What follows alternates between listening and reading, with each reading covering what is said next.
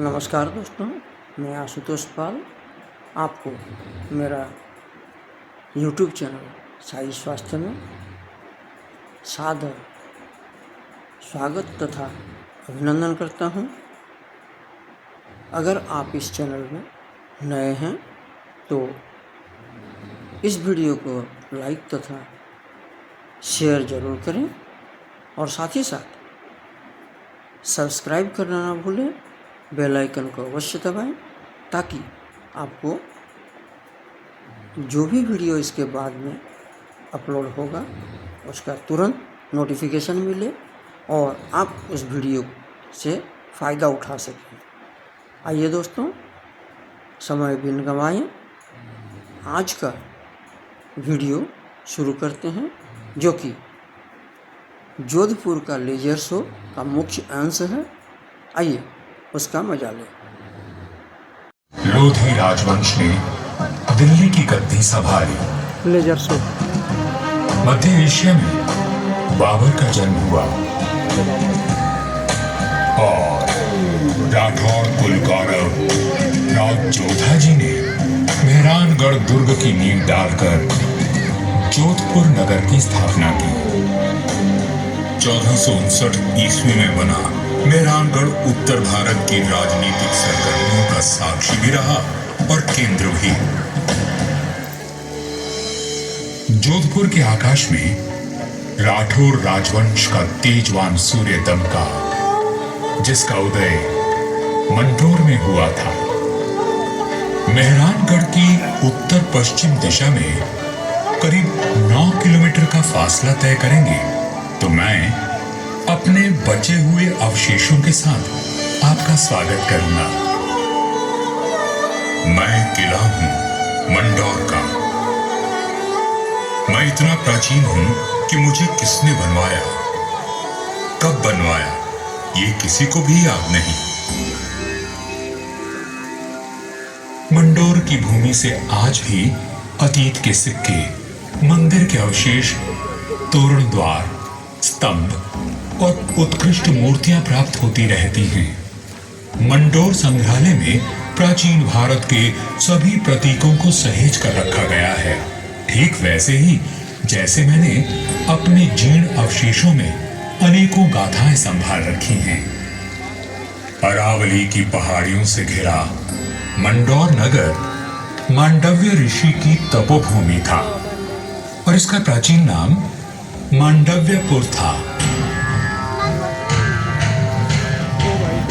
महाभारत काल में यहां नागवंशियों ने राज किया और फिर गुप्त वंश ने इसे अपने बाहुबल से जीता। 4वीं व 6वीं शताब्दी में हुनों का आगमन हुआ तथा परमारों ने इनके वैभव को बढ़ाया। मारवाड़ का विस्तार सबसे अधिक परमारों की समयावधि में हुआ और उस समय मारवाड़ को नवकोटि मारवाड़ भी कहा जाता था। तो 7वीं शताब्दी में प्रतिहारों ने यहाँ अपना साम्राज्य स्थापित किया और यहाँ के वैभव को बढ़ाया।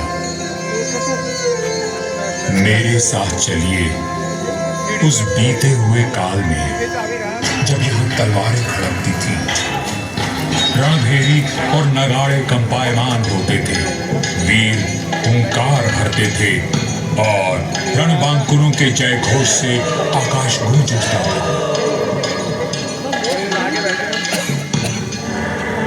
सन 1394 ईस्वी परिहारों की शक्ति अस्त हो रही थी। गुजरात के सूबेदार जफर खान ने दिल्ली की कमजोर सल्तनत के चलते मंडौर और नागौर को अपने कब्जे में ले लिया था। अब मेरी 4 दीवारी में परिहार नहीं, तुर्क आ बसे थे। जफर खां का हाकिम ऐबक खां मंडौर दुर्ग का किलेदार था, जो आए दिन अपनी क्रूरता का प्रदर्शन करता रहता था।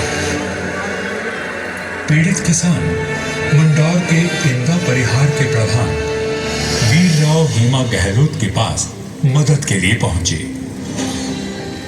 राव हेमा जी, ये तुर्क हमसे मनमाना लगान वसूल करते हैं। आए दिन हमारी गायों को चुरा कर ले जाते हैं। और अब अपने घोड़ों के लिए घास से लदी गाड़ियां मांग रहे हैं। हम तो बर्बाद हो जाएंगे। अपनी शक्ति पर इतना अभिमान कि उसे 3 किसानों पर आजमा रहा है। भैरों जी की सौगंध, जुल्म करने के लिए अब ऐबक खान जिंदा नहीं बचेगा।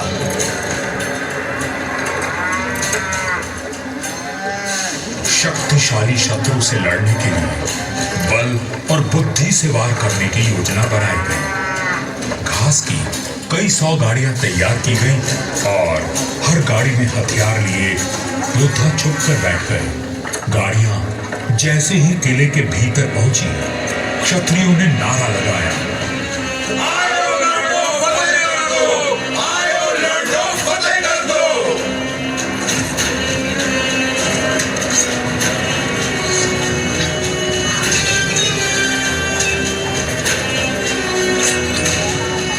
इस अचानक हुए प्रहार से तुर्कों को संभलने का अवसर भी न मिला।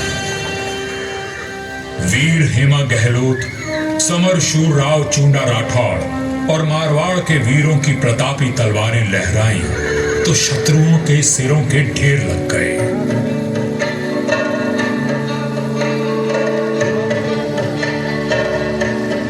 इसी जीत की याद में आज भी मंडौर में राव महोत्सव मनाया जाता है।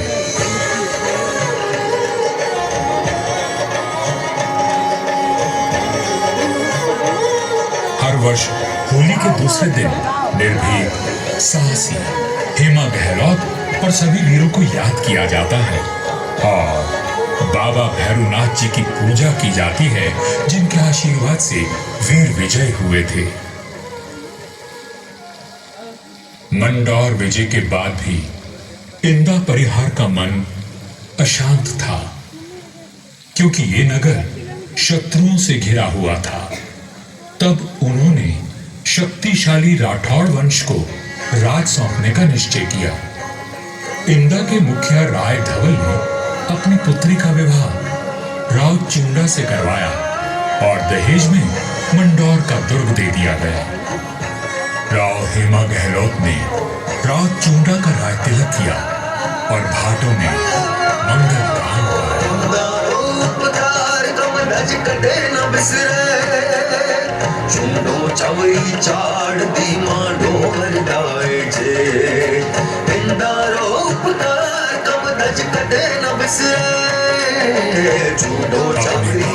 और सामरिक सूझबूझ का परिचय देते हुए राव चुंडा ने अपने साम्राज्य को बढ़ाया और मंडौर को मारवाड़ की राजधानी बनाया।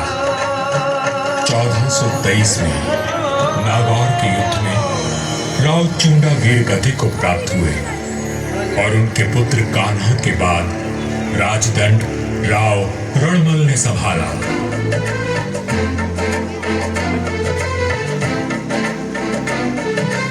मारवाड़ और मेवाड़ में घनिष्ठ संबंध थे, परंतु मेवाड़ नरेश राणा कुंभा के कान भरने लगे।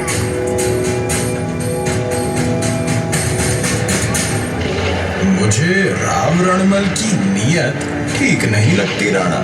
वो आपका राज हड़पना चाहता है। वह सिर्फ एक पक्ष को देखते हैं, दूसरे पक्ष से तो उनका कोई मोह नहीं। एक मधुर संबंध में संशय और अविश्वास का विष घोल दिया गया था। 1438 ईस्वी में राव रणमल अपने पुत्र जोधा के साथ चित्तौड़ के दुर्ग में था। रणमल को किसी षड्यंत्र का आभास हुआ और उसने बेटे जोधा को किले से बाहर भेज दिया। पिता की आज्ञा मान जोधा चित्तौड़गढ़ की तलहटी में पहुंचा। तभी एक ड्रोन ने जोधा का ध्यान खींचा, जो एक दोहा गा रहा था।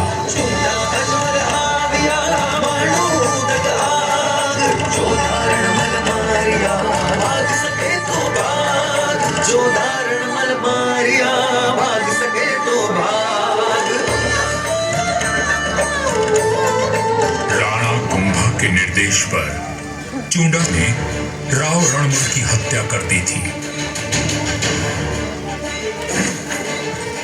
पिता की हत्या का प्रतिशोध लेने की प्रतिज्ञा लेकर युवा योद्धा मारवाड़ की ओर बढ़ चला, परंतु चूंडा उसका पीछा करता रहा।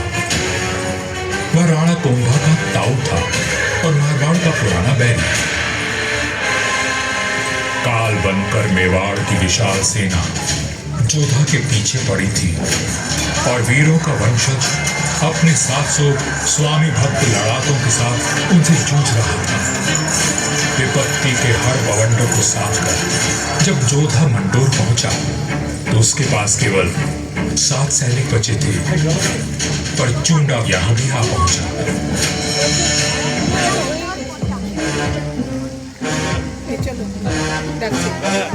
चूंडा बोला, मंडोर किले का कोना कोना छान मारो। रणमल ने मेरे भाई राघव देव को मरवाया था, मैं उसके वंश का नाश कर दूंगा।